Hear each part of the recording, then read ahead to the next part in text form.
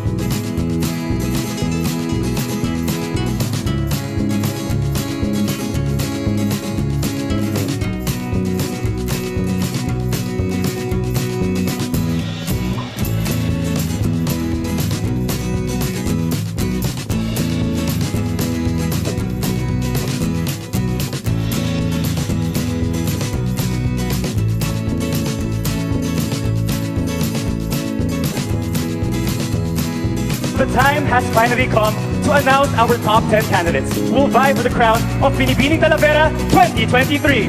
Binibini number 19. All right. Your question is, That they are very helpful, and the trait that I love the most with the Talaveranians is that they're very helpful with each other. Growing up in my town or in my barangay, San Miguel na Munti, I have been, my eyes have been open to a lot of experiences. My inang once told me that when I grow up, I need to be like her. Very helpful with others. Thank you. Thank you very all right, much. thank you so much. Binibini. 2, Nicole Natalie Bulanadi. Hi, Nicole. Hello. Okay, if you were stuck in a heavy traffic, how would you spend your time while you're in it? In Tagalog, naipit ka sa isang matinding trapiko. Paano mo gugugulin ang oras mo habang ikaw ay nasa gitna nito?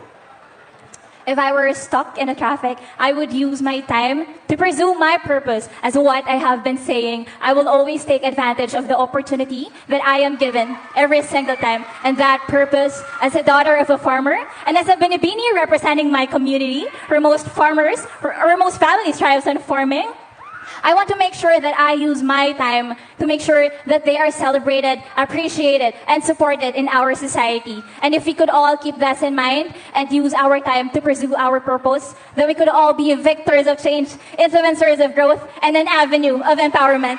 Thank you. Wow. Congratulations, Binibini! 1, Marie Nicole Pagaduan. Gusto kong sabihin sa kanya na alagaan ang ating mga farmer dahil sila ay mga bayanin na dapat nating irespeto at igalang. Dahil kahit na nagbibilad sila sa araw, kahit na hirap sila, ginagawa pa rin nila yon para sa atin, para may makain tayo sa araw-araw. And I know the farmer is our bayani ng Talavera. Binibini. 4, early. Please pick your question. Think is the greatest challenge that the youth is facing right now, and how will you contribute to overcome it? Sa Tagalog, ano sa palagay mo ang pinakamalaking problemang kinakaharap ng mga kabataan ngayon, at paano ka makakatulong sa paglutas nito? Growing up, I think education has never been, it is not an issue or here in Talavera because we have a lot of opportunities for our youth and children. And as a teacher, I can contribute to that issue to influence the youth, especially the children, the minds of those young ones, to give value to education because that is it's not the main key, but it is a ticket for you to change your life. Thank you. Yes. Very well said. Very well said. Binibini, 11.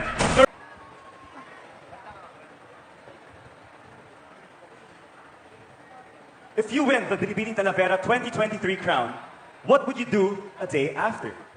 Kung ikaw ang kokoronahan bilang Binibining Talavera ngayong gabi, ano ang kauna-unahang gagawin mo bukas na bukas na?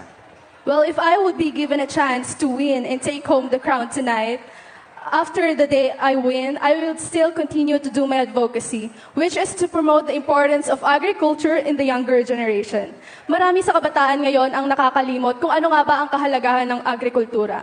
And I want to be the voice to promote and to educate them what is the importance of agriculture. Thank you so much. Binibini 15. Po ako nandito para sa corona. Nandito ako para maging inspirasyon sa kapwa ko Talaveranyo. Nandito ako para maging isang huwaran. Kaya ikaw at ang ating komunidad ay mas lalong magiging mayabong. Kaya ako po ay handang-handa na para maging inyong binibining Talavera. Maraming salamat po. Congratulations because you are part of the top 10. Binibini 9. Traits or characteristics should the Binibining Talavera 2023 must possess? Sa Tagalog, ano-ano ang mga katangiang dapat taglayin ng isang Binibini Talavera? I believe that a Binibining Talavera should be passionate. She should be passionate about her advocacy, her purpose. Standing here in front of you today, we, the candidates of Binibining Talavera, came here with one advocacy. We did not come here just to put up a show. We come here to pursue our purpose. And I believe that if we could pursue each other's purpose and advocacy, we could have a better community. If we could use this purpose, this very platform, to pursue everything that our heart desires, I believe that the community could lead to a better society. Thank you so much. Binibining! 10! What is the best lesson that you have learned from the COVID-19 pandemic? Ano ang pinakamahalagang aral ang iyong natutunan sa COVID-19?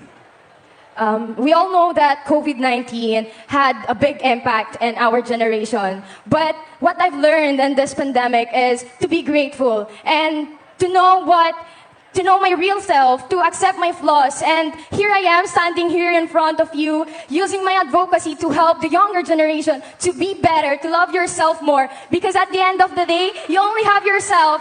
Love yourself. You are worthy, you are capable, and you are perfect. Thank you. Wow! Binibining! 17! You see the municipality of Talavera in the next 3 years. Paano mo nakikita ang bayan ng Talavera sa susunod ng 3 taon? I see Talavera in 3 years as a successful city because we are driven by responsive, effective, and efficient leaders. And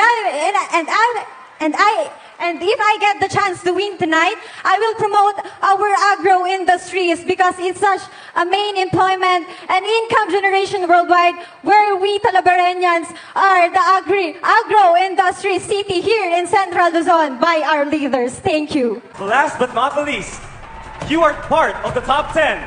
Binibini 18 is your advocacy as a Talaveranyo, and how will you promote it? Bilang isang Talaverano, ano ang iyong advokasya at paano mo ito may pagmamalaki? Good evening, everyone. I believe my advocacy is about mental health awareness because it's very timely and alarming. The World Health Organization estimated that millions of Filipinos suffering from depression and millions from these disorders, where the others die due to suicide every year. Depression is not a joke. It is not a simple fever or wounds that can be cured by capsule or tablets.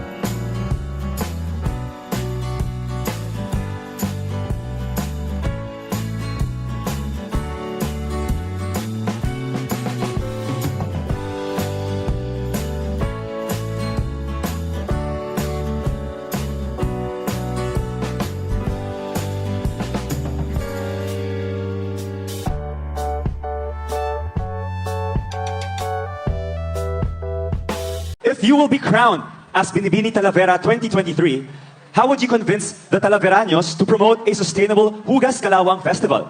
In Tagalog, kung ikaw ay papalaring manalo bilang Binibini Talavera 2023, paano mo hihimukin ang iyong mga kababayan na ipagpatuloy ang Hugas Kalawang Festival?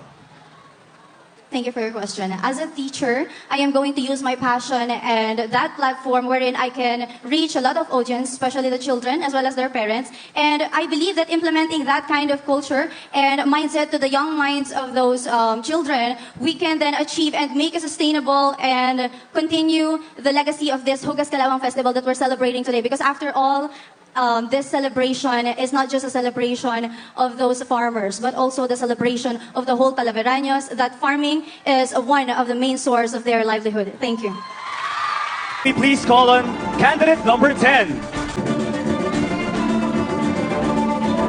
If you will be crowned as Binibini Talavera 2023, how would you convince the Talaveranos to promote a sustainable Hugas Kalawang Festival?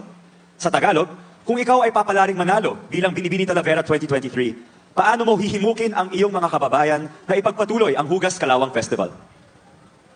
Good evening, everyone, or should I say good morning already? Talavera, are you awake? So, from your question, my answer is, how would I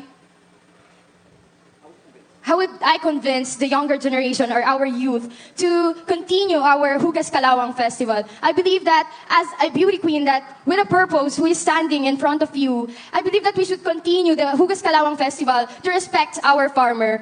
Because I believe that farmers are the main reason why Talavera is known as Talavera, why Talavera is known as the hidden beauty of Nueva Ecija. I believe that we should respect them. We should respect them and recognize the importance of our agriculture because once in our life, we need a doctor, a policeman, and a preacher. But every day, 3 times a day, we need our farmers. Thank you. All right, so next up, can we please call on candidate number 11? Okay, your question is, if you will be crowned as Binibini Talavera 2023, how would you convince the Talaveranos to promote a sustainable Hugas Kalawang Festival? Sa Tagalog, kung ikaw ay papalaring manalo bilang Binibini Talavera 2023, paano mo hihimukin ang iyong mga kababayan na ipagpatuloy ang Hugas Kalawang Festival? Para sa akin, maipagpapatuloy. Para sa akin, maipagpapatuloy ng Talaveranos ang Hugas Kalawang kung patuloy natin itong ipagdiriwang taon-taon dahil ito ang kilala sa Talavera, ang Hugas Kalawang. Dahil sa Hugas Kalawang, nakikilala ang mga bawat magsasaka dito sa Talavera na pagpapahalagahan at nabibigyan ng mahalagang importansya ang ating mga magsasaka. Maraming salamat po. May we call on candidate number 15? Crowned as Binibini Talavera 2023, how would you convince the Talaveranos to promote a sustainable Hugas Kalawang Festival? Sa Tagalog, kung ikaw ay papalaring manalo bilang Binibining Talavera 2023, paano mo hihimukin ang iyong mga kababayan na ipagpatuloy ang Hugas Kalawang Festival? Mula noon, ang lupain ng Talavera ay maunlad. At dahil dito, umusbong ang turismo. Turismo at agrikultura. Malaking bagay upang makatulong sa mga tao at sa ating ekonomiya. Kung ako man po ay papalaring na maging inyong Binibining Talavera, handang-handa po akong tumulong at ang lahat po ng nasimulan niyong advokasya ay itutuloy ko. Kaya naman po, hindi po ako magsasawang magpasalamat sa mga minamahal nating mga magsasaka. Katulad po ni Jose Rizal na may pusong bayani at tumutugon sa mga pangangailangan ng ating bansa. Kaya naman, iisang Talavera, iisang minimithi, iisang mamamayan na umaaksyon. Yun lamang po at maraming salamat. Last but not the least, candidate number 17. If you will be crowned as Binibining Talavera 2023, how would you convince the Talaveranos to promote a sustainable Hugas Kalawang Festival? Sa Tagalog, kung ikaw ay papalaring manalo bilang Binibining Talavera 2023, paano mo hihimukin ang iyong mga kababayan na ipagpatuloy ang Hugas Kalawang Festival? Thank you for the question. First and foremost, I will advocate the people regarding the importance of our agricultural lifestyle. Like it is a main source of job and livelihood of us, and it is a manufacturing and processing. Thank you. Happy Fiesta, Talavera.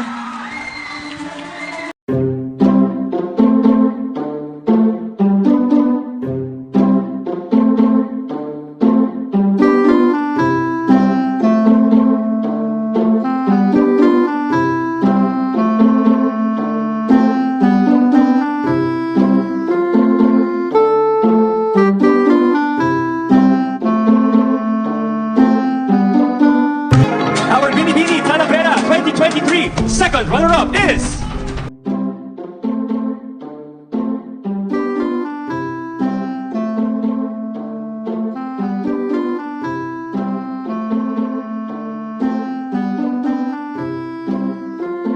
We have the Binibini Talavera Culture and Heritage 2023. Binibini! Binibini 17!